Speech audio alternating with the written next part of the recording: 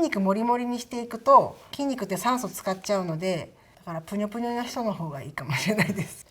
こんにちは、登山家の渡辺直子です。今日は登山に関する質問にお答えします。This is 登山サポート。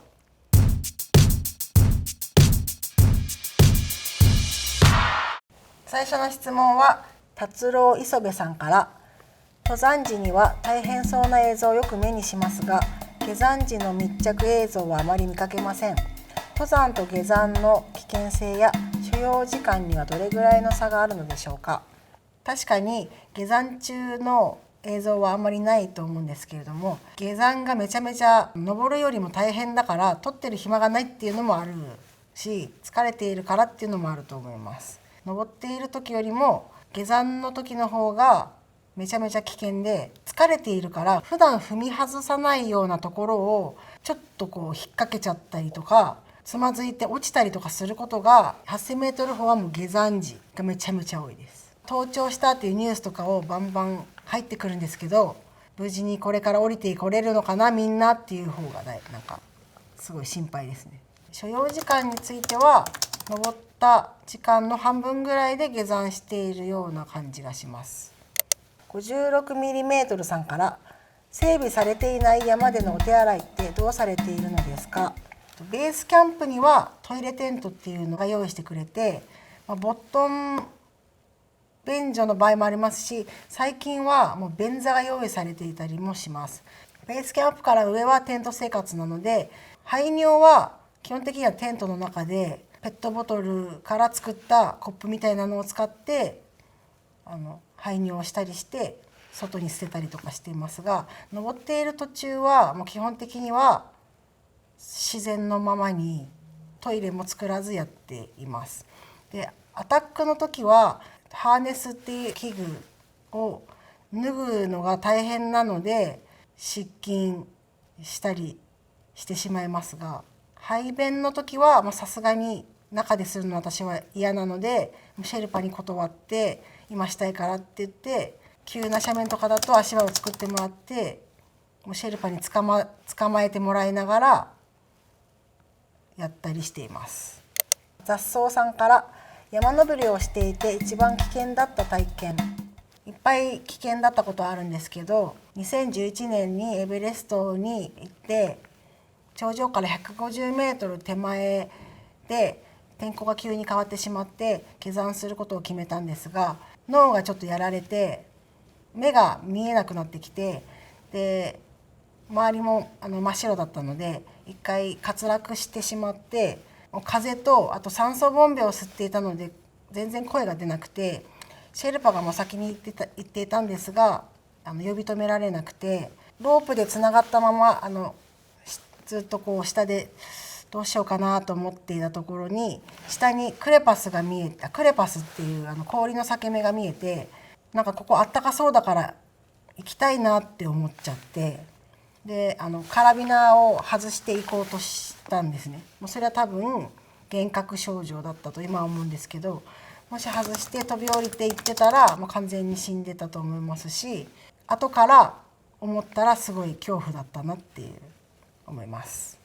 行き過ぎとしきさんから、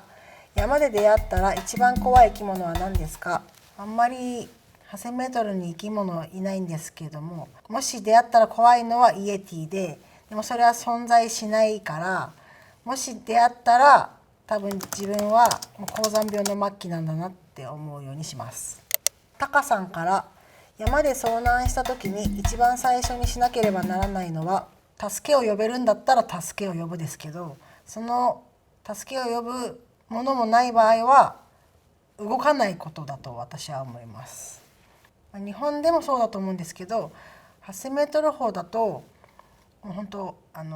体力温存することがすごく大事で、やっぱ動いてしまうと体力を消耗してしまいますし危険なので動かない方がいいです。次の質問はゆちゲームスさん。登山をしている間はどのような食料を食べるのですか。その場所によって違うんですが、ベースキャンプでは、コックさんがいて、もう普段みんなが食べているようなパスタとかハンバーグとかいろんな国の料理とかを食べていますが、ベースキャンプから上は人それぞれで、私は日本から持っていった例えばアルファ米とかドライフルーツとかビーフジャーキーとか、自分が好きなもので疲れていても食べれるようなもの、あとこんにゃくゼリーとか、栄養とかじゃないんですよ。なんかもう食べれなくなるんですよ。脳がもう誤作動を起こすんで食べれなくなるんだけど、本当は食べなきゃいけなくて、だから体に合うもの、もう今食べたいって思うものがないんですけど、それでも唯一食べれるのはこんにゃくゼリーですね。遭難した人とかにあげたらもうすぐみんなチューって飲みますね。次の質問は AX さんから、山頂で食べた一番おいしい食べ物は何ですか。8000メートル峰の頂上で食べ物を食べるっていうことはできないんですが、やってる暇もないですし、酸素ボンベも吸ってますし、登ってる最中に食べて一番美味しかったなって思うものはオイルサーディンです。生命さんから、登山するときに持っていくザックの中身紹介お願いします。標高によってザックの中に入っているものは違うんですが、登頂のアタックの時に入っているのは実は酸素ボンベとゼリーとかと、あとは、飲み物しか入っていないです。あとアタック前の登山の時はこのダウンとかフリースとか、少し休憩する時に着るものと水分しか基本的には入ってないです。これはハーネスでロープでこのいろんな器具を使って登ったり降りたりします。ピッケルはちょっと急な場面で自分がバランスを取りにくい急斜面をトラバースする時とかにストッパーとして使ったり、すごい急なところを登る時にバイルとして使う場合もありますし、でこれはアイゼンって言われるもので、雪の上を歩く時にこれだけだと滑り落ちてしまうので、この靴の下にこうやって履いてつけて氷や雪を登っていきます。あとアイスクライミングとかする時にここの2つを使って登っていきます。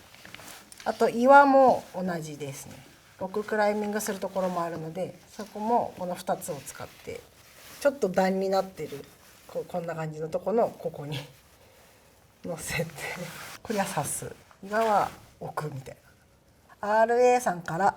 日本の山で一番好きな山は何ですか。九州にある九十です。すごい低い山なんですけど、もういくつも山が連なっていて、もう一日でいろんな山に登れて、しかももう本当に壮大な景色で、四季によってもういろんな顔を見せてくれる山で、もうちっちゃい頃から行ってますし、大人になってからも何回か行ってます。ひろのかさんから、僕もよく山に登るのですが、心からめっちゃ楽しいとはなかなか思えないのですが、登山家の方はどのように感じるのですか。私も山に登っている間は楽しいっていう感情はあまりなくて、基本的には無なんですが、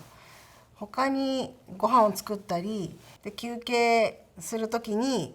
なんかふと周り見たらすごい景色とかですごいみたいな、そっちの方が楽しい。いろんな人たちに出会って面白い体験を聞いたりとか、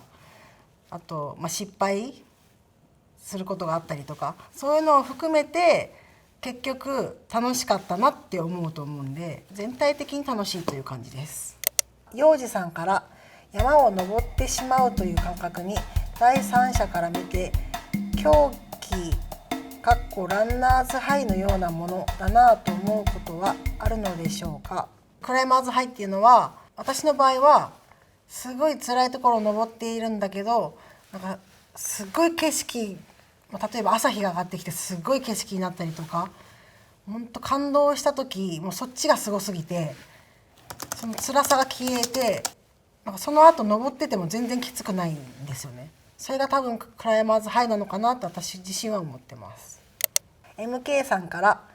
普段平地ではどのようなトレーニングをされていますか。私もたまに山に登るのですが、年齢を重ねるにつれ体力の衰えを感じています。私は平地ではもう今は全然トレーニングしてなくて、もう現地に行って体を慣れさせて登るっていうスタイルで登ってきました。年齢は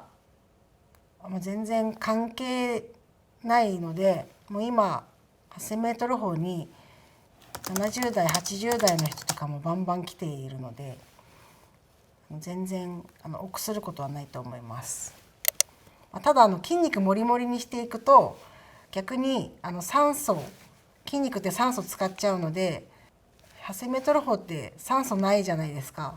高所に弱かったりするんですよ。だからプニョプニョな人の方がいいかもしれないです。飛行タイプさんから、生き残ることと挑戦することどちらが大事？どっちも大事です。生き残ることはもちろん大事なんですけど、結構日本人って賢いんでリスクを考えちゃってやる前にやめちゃうこととかが多かったりするんですけど、もしかしたら死んでしまうかもしれないけど、まずやってみることが世界が広がりますし、すごく大事で、日常でも死ぬかもしれないことはもう溢れているので、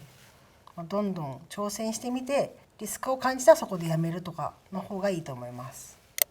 ご覧いただきありがとうございました。ヒマラヤっていうのが結構敷居の高いものみたいなイメージがあるかもしれないんですけど、登山をするだけじゃなくていろんな他に楽しめることがいっぱいあるので、まずは行ってみるっていう感覚で皆さんにもヒマラヤ登山を楽しんでもらいたいです。